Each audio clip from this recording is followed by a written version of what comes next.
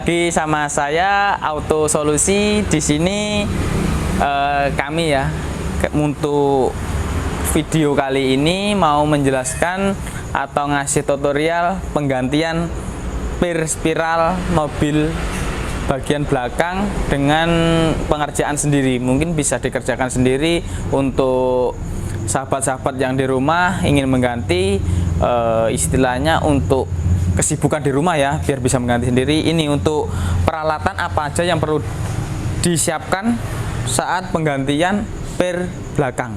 Jadi pertama untuk peralatannya ya, di sini kami udah siapkan beberapa alat. Jadi pertama ini kunci ring 17-an ya. Kunci ring 17 ini untuk mobil Toyota hampir keseluruhan, hampir ya, jadi nggak semua menggunakan kunci 17-an. Dan jangan lupa untuk kunci 17-an ada dua, mungkin nanti mur sama baut. Jadi yang satu untuk menahan, yang satu untuk menggerakkan atau untuk ngerasin atau untuk melepasnya ya. Dan untuk kali di video ini kami menggunakan impact.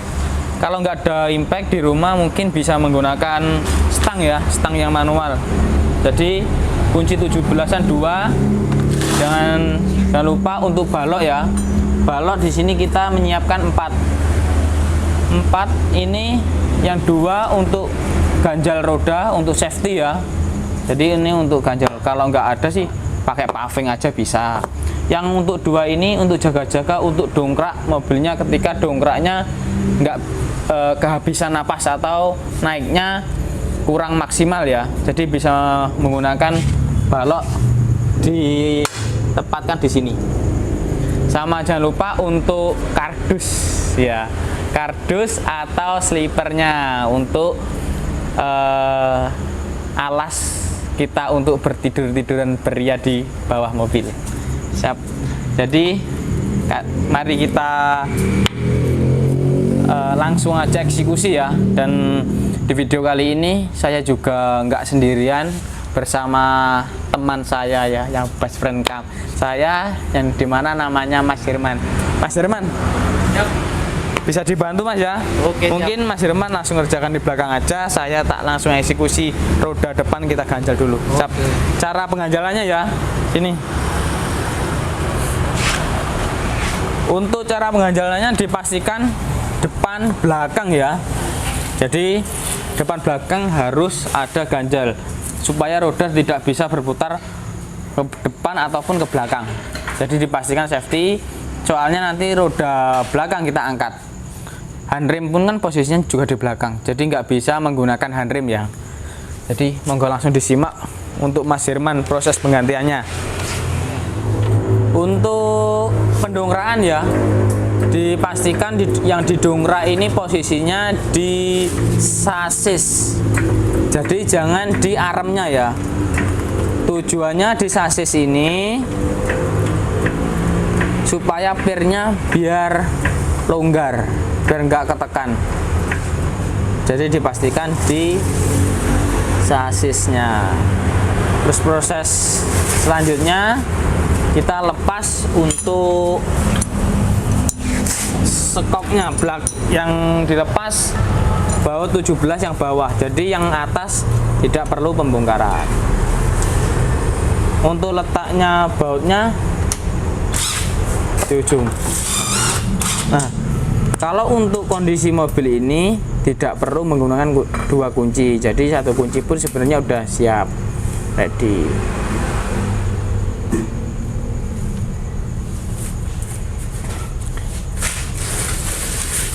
Sama sini saya bantu ya, yang sebelah sini ya.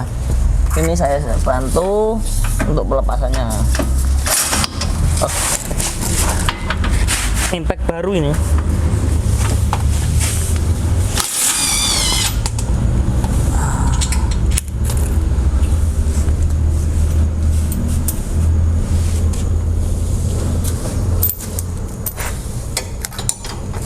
Setelah dilepas itu dijongkal ya.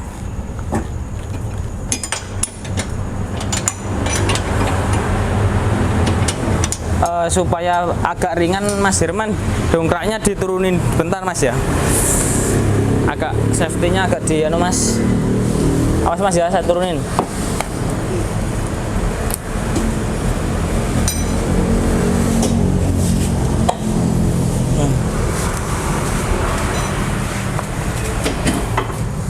Kalau udah skopnya udah terlepas, tinggal kita naikkan lagi. Tinggal lepas springnya.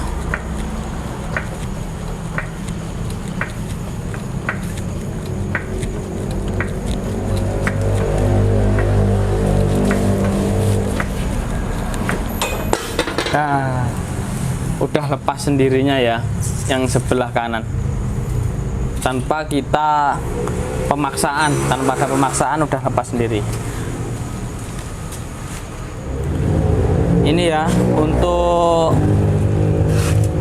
penggantian per spiral ini tujuannya untuk memuaskan customer yang dimana dia ingin tampilan oke ya, dia ingin mobilnya kelihatan cakep dari segi ketinggiannya, jadi permintaannya ceper tapi nyaman. Nah ini tadi kita cari-cari di gudang, ternyata ada per yang menurut kami masuk, jadi kita coba dulu untuk pemasangan. Sama mungkin untuk pemasangan dilanjut dipasang Mas ya. Jangan lupa ya untuk penggantian dipastikan ada karetnya ini. Soalnya kalau nggak ada ini takutnya nanti timbul masalah bunyi-bunyi.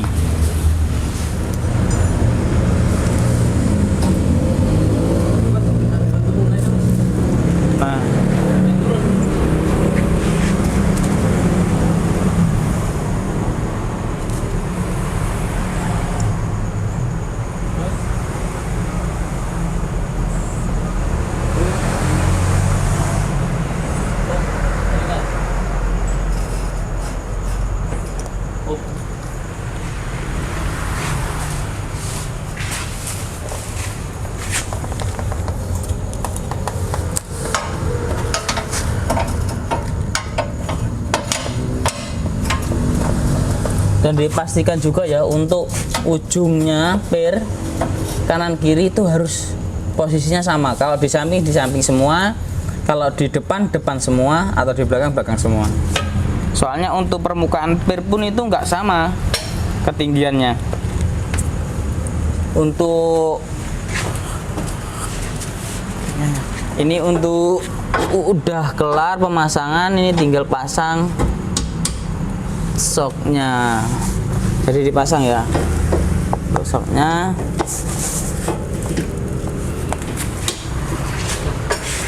Tinggal ini untuk borbautnya dipasang lagi, dan jangan lupa untuk ringnya harus dipasang ya ini ya.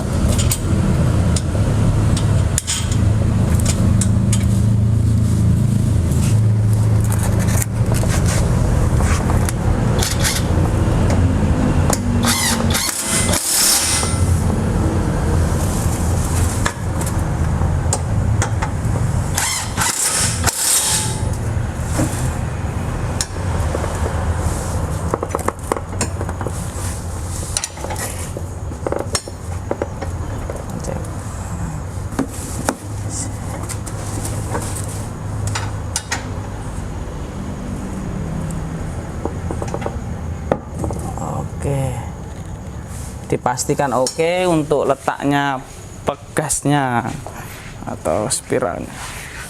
Kalau sudah oke, tinggal kita beresin peralatannya.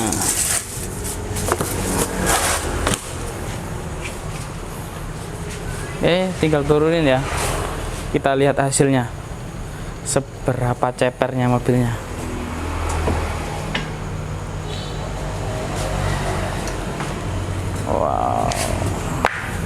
Wow, ini dia. Oh, tiga jari agak. Oh iya ya, ini harus kita coba gerak ya. Jadi kayak gini belum bisa valid berapa jaraknya antara roda sama fender. Jadi untuk video kali ini sekian dari saya untuk proses penggantian spiral. Mungkin untuk rekan-rekan yang di luar bisa mempraktekkan sendiri atau dicoba. Kalau mungkin nanti ada kesusahan atau gimana, bisa komunikasi atau bisa konsultasi dari video atau komen di video ini ya. Mungkin terima kasih atas waktunya, terima kasih, salam auto solusi.